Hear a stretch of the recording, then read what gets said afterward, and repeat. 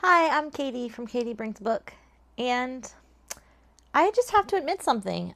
I've been having anxiety. My anxiety's been really bad, and there's no reason for it. And, I'm doing all the things other than probably drinking too much coffee, I'll be honest.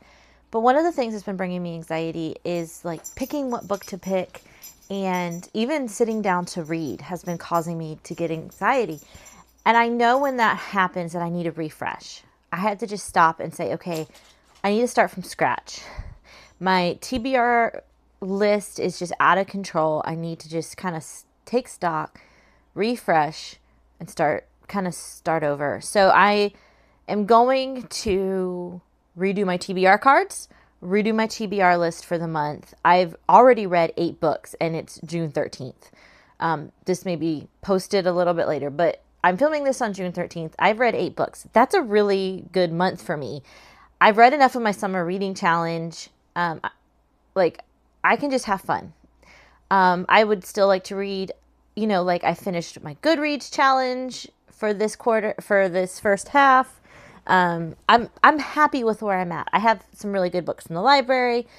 I would like to read some books up here. So I would just really like to kind of refresh myself a little bit. So come along and help me out.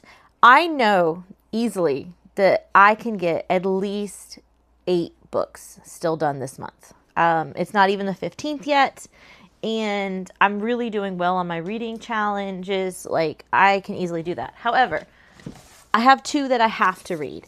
My book club is doing how to read a book. So how this is going to work, I'm going to show you the books I'm reading.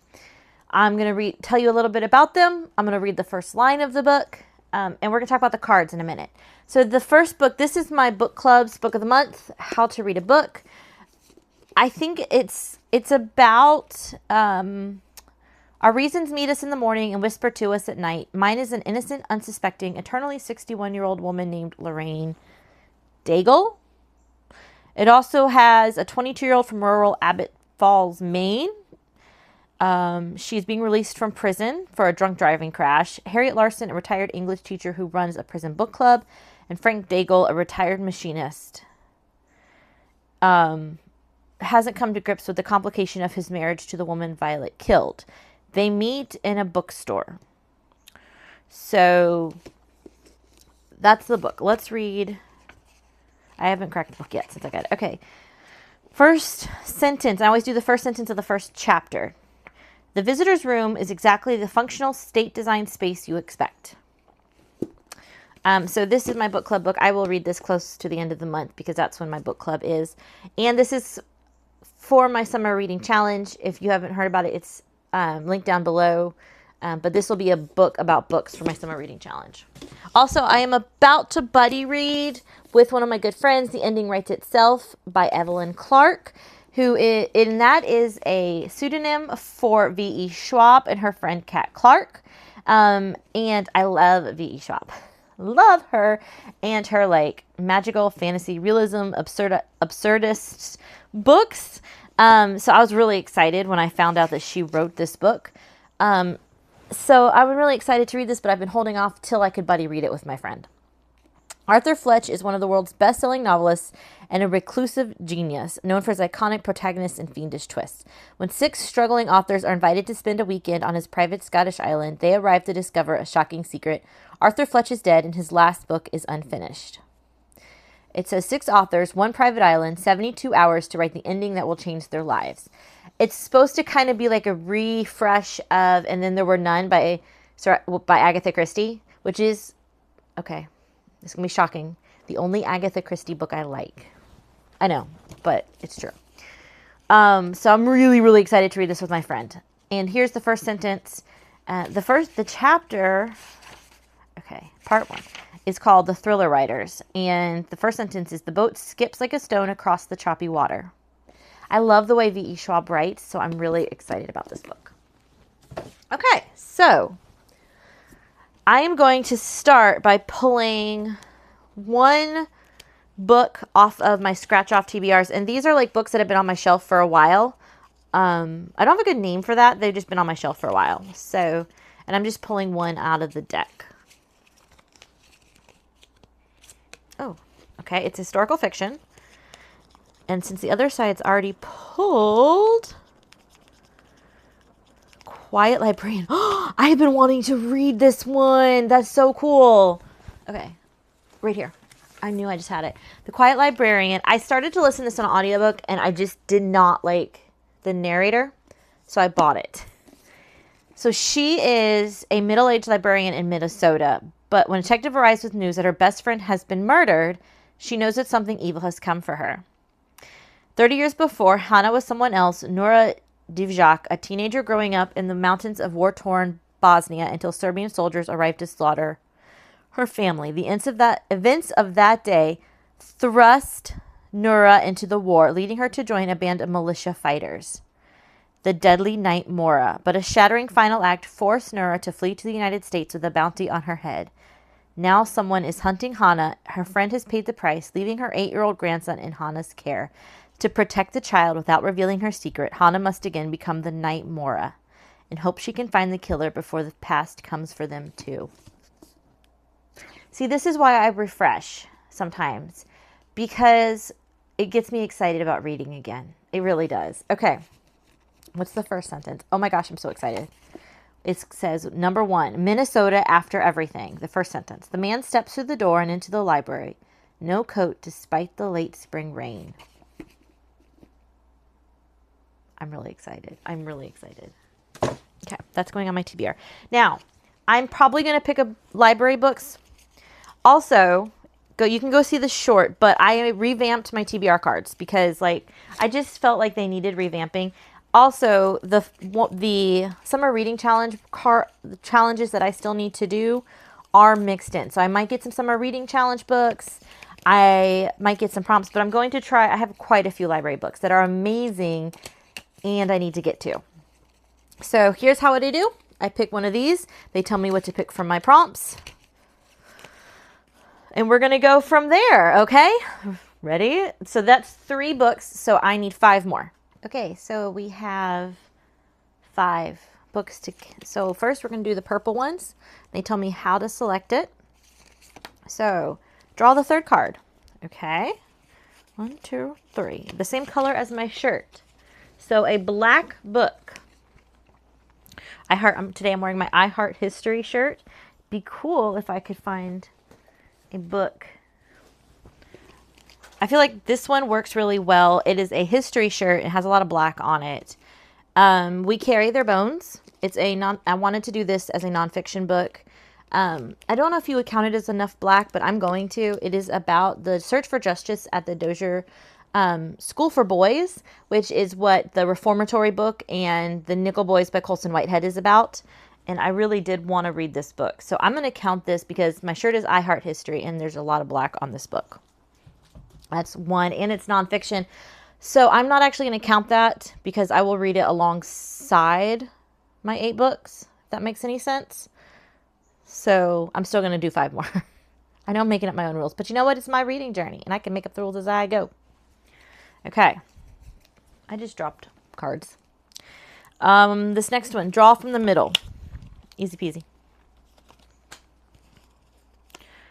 Okay. Water. This is for my summer reading challenge. I had 1 book set aside, but then I was kind of rethinking it. So I think I'm going to do this one instead. I had 1 book and I've just not been feeling it. I don't know if that makes any sense, but I think I'm going to do this one because this is part of the ones my daughter picked for me. Or did my son pick this? My son picked this one. Tiffany D. Jackson, Blood in the Water. If you don't know what I'm talking about, go watch my short or my kids pick my books. It was hilarious. Blood in the Water. Brooklyn girl Kaylani McKinnon feels like a fish out of water. She's spending the summer with family friends in their huge house on Martha's Vineyard. And the vibe is definitely snooty. Still, there are beautiful beaches, lots of ice cream, and a town full of fascinating Black history, plus a few kids her age who seem friendly until the shocking death of a teenage boy. Was it a drowning, a shark attack, or the unthinkable murder? Kailani is determined to solve the mystery, but her investigation can cover shattering secrets that could change her own life as she knows it if she survives. So one of my sons has already read it, and my other son was wanting to read it, so maybe I can see if he wants to read it with me. because he was talking about wanting to read it. Let's see, what is the first sentence? Chapter 1. Some calls are so important that you can only take them in your room, on your bed, feet propped up on the window ledge. I mean, yeah, it's a YA book. It's been in my classroom. My one son's highly suggested it, and so did his girlfriend. There you go. It's not a library book, I know, but I'll do it for my, it's there. And I don't have a good water one for off a library book. Okay. Draw card 5 and 10 and choose one. 2, 3, 4. Okay. 5, 6, 7, 8, 9, 10. Flowers on the cover, or let my husband choose one. Well, my husband's not home right now, so I'm going to choose to pick it myself this time. And I'm going to see if I have a library book with flowers on the cover real quick. You know, I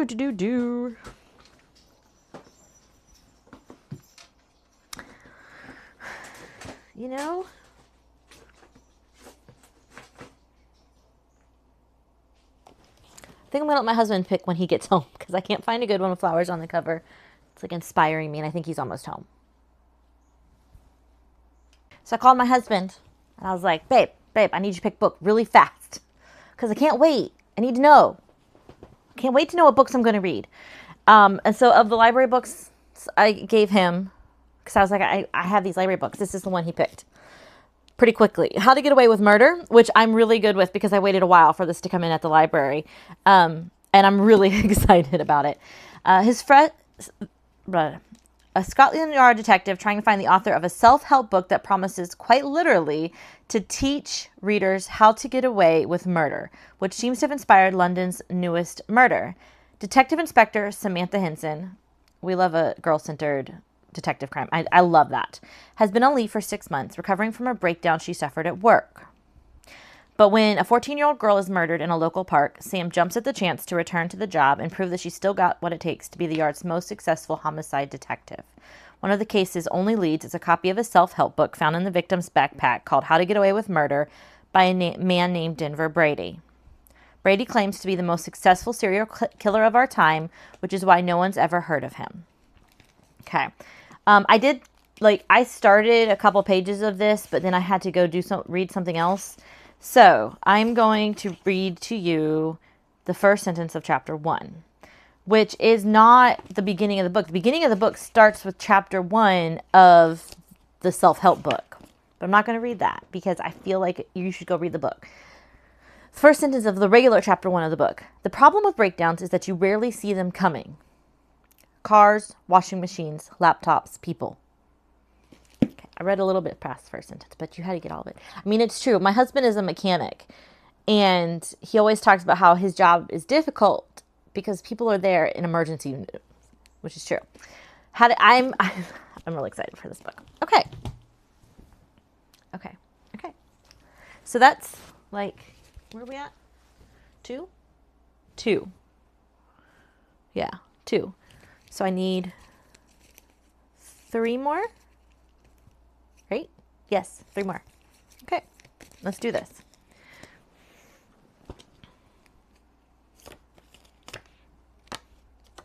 Draw from the top. I kind of don't want to do that one. We might combine the two, we may not. Let's see, a green book. I don't have one down there that I'm really like dying for. It's a green book. A green book. A green book. Do I have one over here? A green book. I have a couple ideas. A green book. Oh, I'm seeing some. I'm thinking the other option that I was like, maybe or not, I could do my country book for the reading. And I do have it. Is it also green? I think I'm going to do this one because it's from the library and it counts for my country book. Is it kind of green? Sort of. I'm going to do just like Mother because I've been wanting to do this. And it kind of counts green, but this is my country book for the summer reading challenge. I had this one for summer too, and I'm just not sure which I want to do. I think I'm going to do this because this was the first one I pulled. And they both have a little like greenish tint to it. Which one should I do, folks? This is the problem. I never know.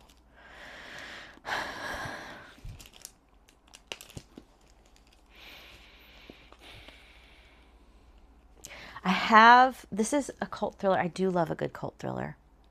And I own this one, so I can do it another time. Okay. I might come back to this, though. Nope.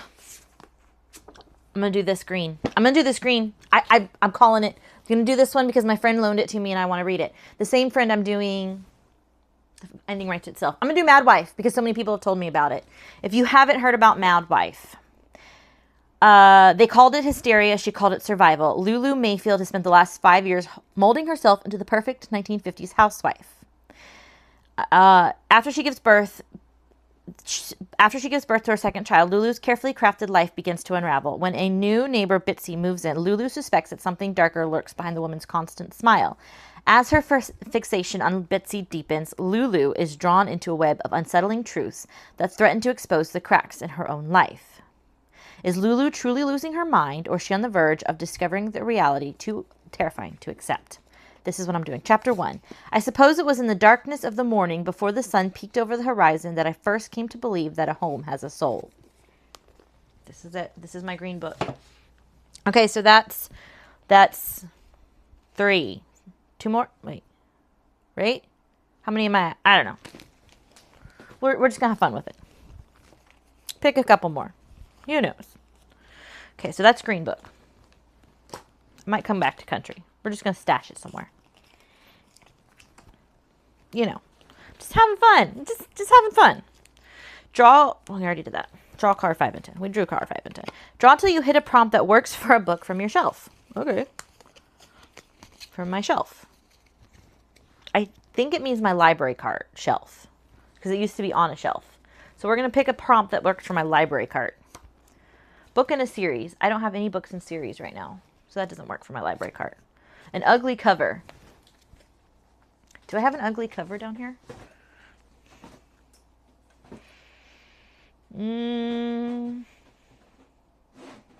don't really feel like I have like an ugly cover. I mean, I don't really get this cover. Yeah, I'm going to go with ugly. Is this an ugly cover? I feel like Missing Sam is an ugly cover. But I have so many thrillers. Like, it's all thrillers. So I'm going to keep going. Do I have an ugly cover? They're not really... Do I have an ugly cover? Okay, no. I have a pretty cover.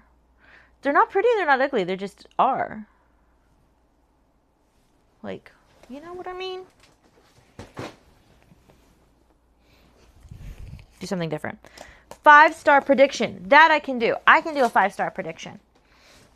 Because I feel like there's a definite 5-star prediction down here.